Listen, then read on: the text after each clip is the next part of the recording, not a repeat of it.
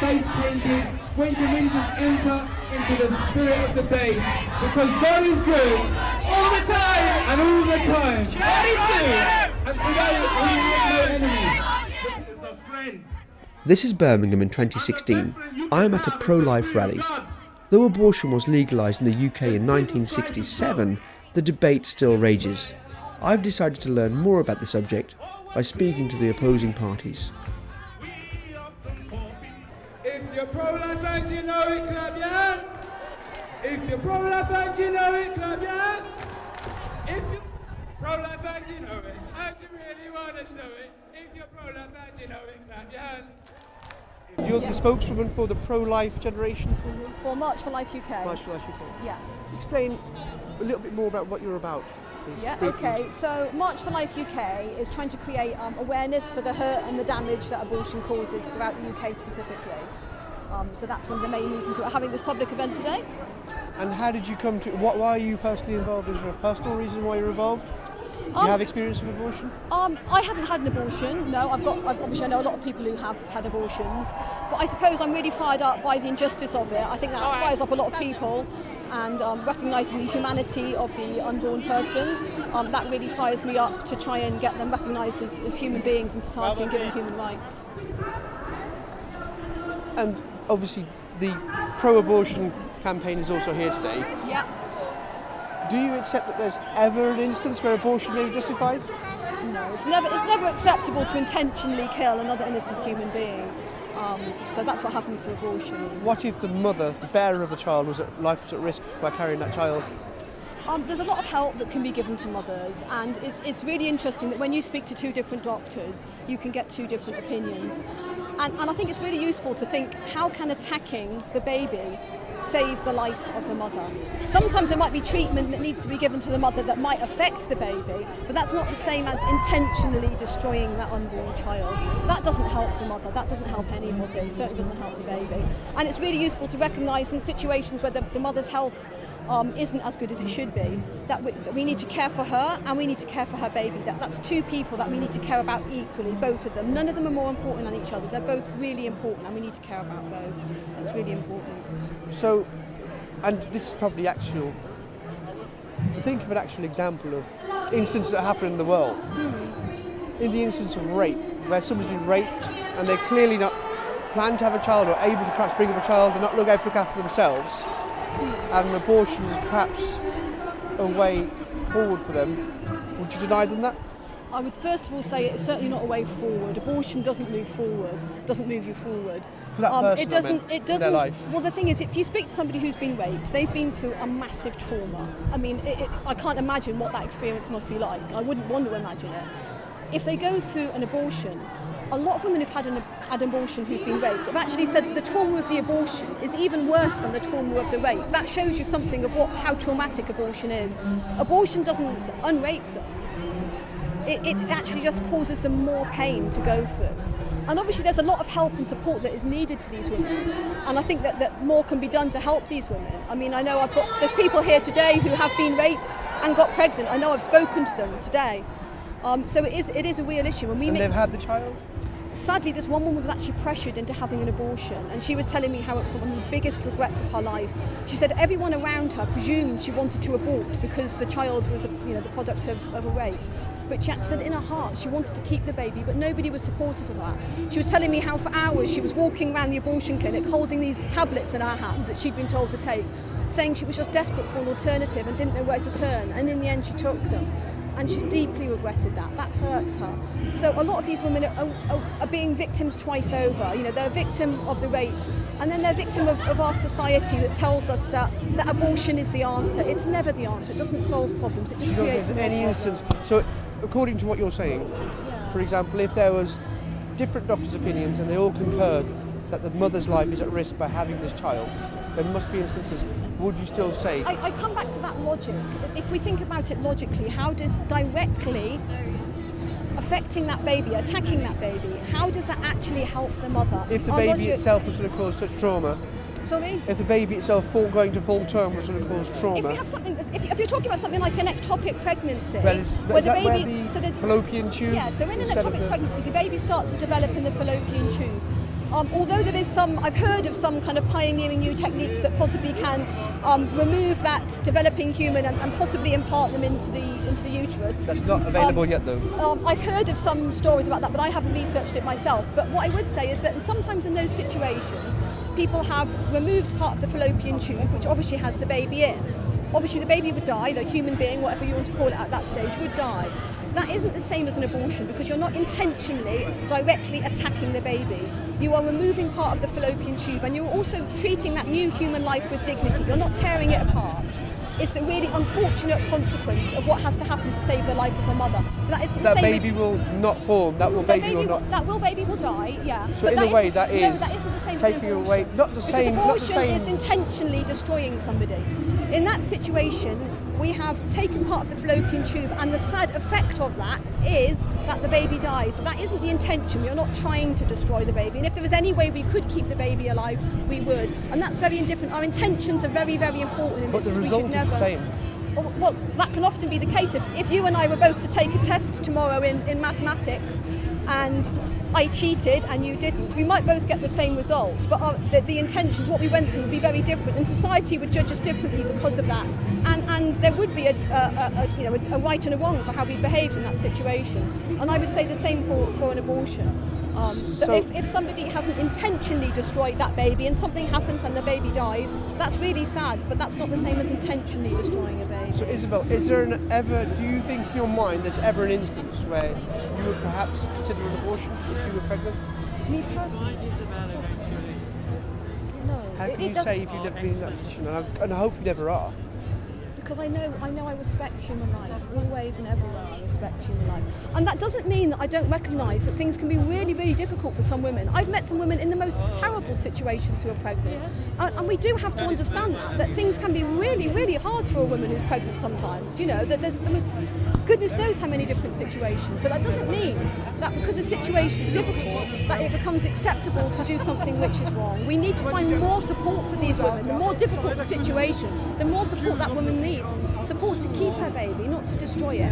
And I think once we recognise that it is a human life, then we start to recognise that there never is a situation where it's acceptable to take that human life. What's your feeling on a lady that's had an abortion willingly? Then I think that obviously a lot of healing would need to go on with that woman. She's been through a really difficult situation. She's been through a really hard time. But what would you think? And what would you say to somebody who's had perhaps 3 abortions because they couldn't have? I would make sure she knew that I loved her and I didn't judge her. And I think that can be really sad sometimes, that people think that because you oppose abortion, you oppose that act, that for some reason that you cast judgment on that individual. A lot of us make wrong choices in life, but that doesn't mean that person is bad and I hate that person.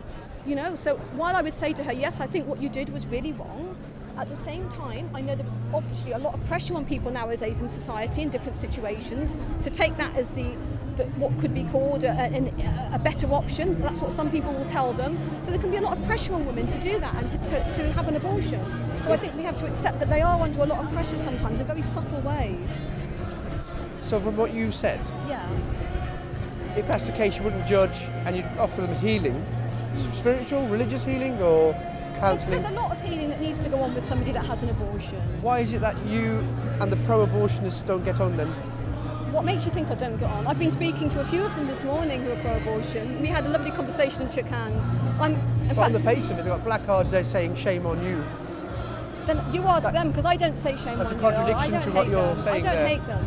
And if they think that, I think that's really sad. You know, and I'd love to get that message out to them that I don't hate them. In fact, I had a chat with one of the people who helps organise that movement and telling them I'd love to meet them and just get to know them and chat. There's a lot that I'm sure we do have in common. You know, why just focus on things that we don't?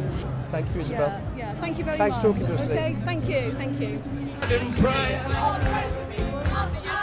Oh, what peace we often forfeit. National Pro-Choice Campaign. Can you tell me a little bit about yourselves? Okay, so we formed to defend and extend the Abortion Act. We believe that women should have safe, free access to abortion, legal on demand. We called this counter-protest because this is an organisation that believes we should change the law on abortion, and we want to defend the law on abortion. And so you're the chairwoman. I just want to ask you about you. Why did you go into? How did you come to do this? What made you do this? What spurred you? I think it's important. I think this is a women's issue. I'm a trade unionist. I think it's a working women's issue. I think richer women in Britain have always been able to have the access to abortion, but it's working women, and we see this especially in Ireland, that are cut out of having choice over their own bodies because they can't afford an abortion. So I wanted to campaign to defend that right for women. And do you ever think there's an instance where abortion isn't justified? Well, I've been doing this a long time, and I've met lots of women who've had abortions. 1 in 3 women will have an abortion in her lifetime. And I've learned that there are lots of women, there are lots of individual circumstances. Women will have different circumstances in their lifetime. And if you don't let them choose, you're forcing them to have a pregnancy they said that they don't want to do. And I think the morality of that, we should talk about that. That's not very moral, it's not very human, and it doesn't take very much account of women's agency. I think I see where you're coming from. So it's not just a woman's rights as well, but the baby, if they're forced to have the baby, what sort of life will that child have as well if they're forced to have that child, don't really want an unwanted child, basically. Not to be too invasive though, Kerry, but I think it's a question that perhaps for your cause, do you think one of the protests going on right now,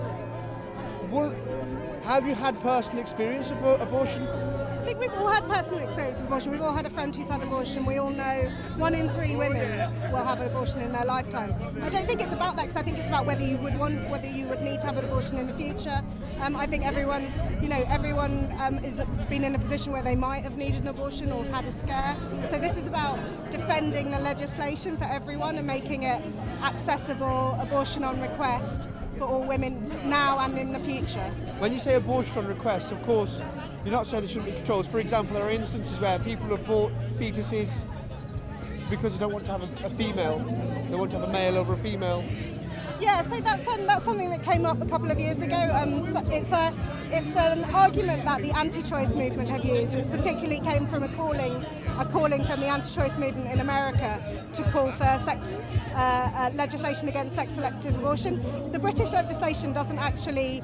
It's quite good because it allows a conversation to happen between a woman and their doctor, and the doctor has to sign the form in good faith to say that it would affect their mental or physical health.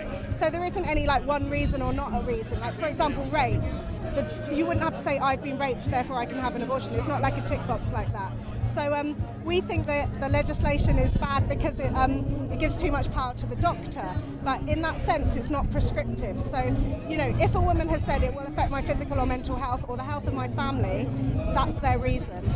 So if, like in India, it's quite documented how in some places in India there's no longer enough females.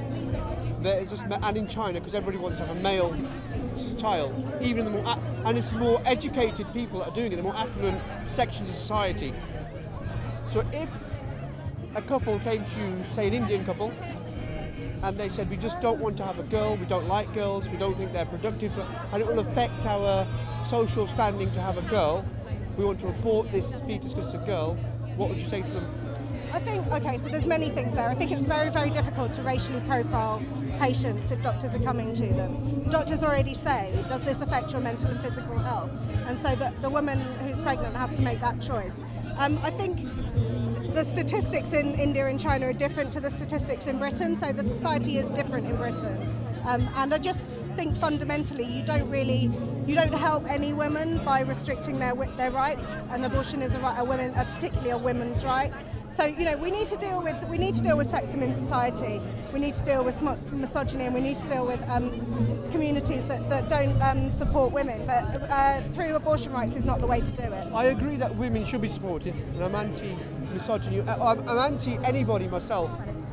If I was to give a personal opinion, anyone having more rights than anybody else, we should be equal. But just to go back to a point, in this country I do believe in certain parts of the country where there's a higher ethnic Asian population, they're not allowed to have a sex scan to find out what the child is. And surely, from your argument, if you're fighting for women's rights, if that culture promotes having males over females, there'll be no females left to fight for. That's not quite how it's worked, even where the statistics are quite high for sex selection. In Britain, we've looked at the statistics and we can't find any statistical evidence of that. So the only evidence is is anecdotal. And essentially, I do go back to the fact that if a woman has told you that she doesn't feel like she can have a child, are you telling her that she has to have it? The morality of that is quite complicated, and so we put the agency on the women, and we support women to make their decisions, and we have to trust women to make those decisions. We can't second guess the people who are telling us what they want. I think there will be instances where perhaps abortion is justified, but again, that question, ask you the question again for a more direct answer. So if in a culture they're promoting males over females and a girl is aborted where there's no health risks, they want to have a child and they have successfully become pregnant, but they abort it purely because it's a girl, what would you say there? The important thing that we do in abortion rights is we don't deal with hypotheticals, we deal with real situations. This is actually happening. Yes, but we haven't got any evidence of it in the statistics. So essentially, it's well documented in India. It's well documented. It's happening. Yeah, So what would you say in that instance? I think I'd say we don't deal. Women's rights is universal. Would you say it's universal? I'd say women's rights are universal, but they present themselves in different ways in different cultures. So you're asking me to put one culture as a hypothetical onto British society, and I'm saying we need to support women, and restricting abortion rights for women doesn't help their cause.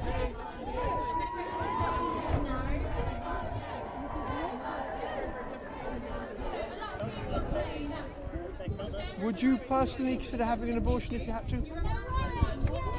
Yes, I would personally consider having abortion.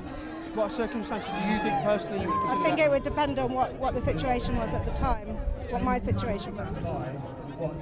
Have you ever had an abortion? I don't understand how a campaign...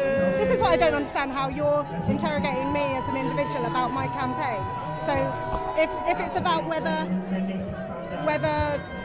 whether I think women should have the right to have an abortion, I think that's a relevant thing. I think this is what happens a lot, that journalists think it's okay to interrogate women about their individual circumstances, and they don't have any interest in. They believe, and I think that you do your viewership down if you don't think that they understand, what the debate is in society, and they only want to talk about an individual. I think I find that a bit strange. I'm trying to get a grasp on, normally when you see somebody who leads a movement, they have a personal experience, it gives them inspiration to lead the movement, and you're quite high up in this organisation. That's why I'm making it personal. Is there a personal element? I think that it's always personal because it's about women's politics, and I know many people who go through the experience. So I think I'm defending legislation. I'm not trying to just have my rights over other people's.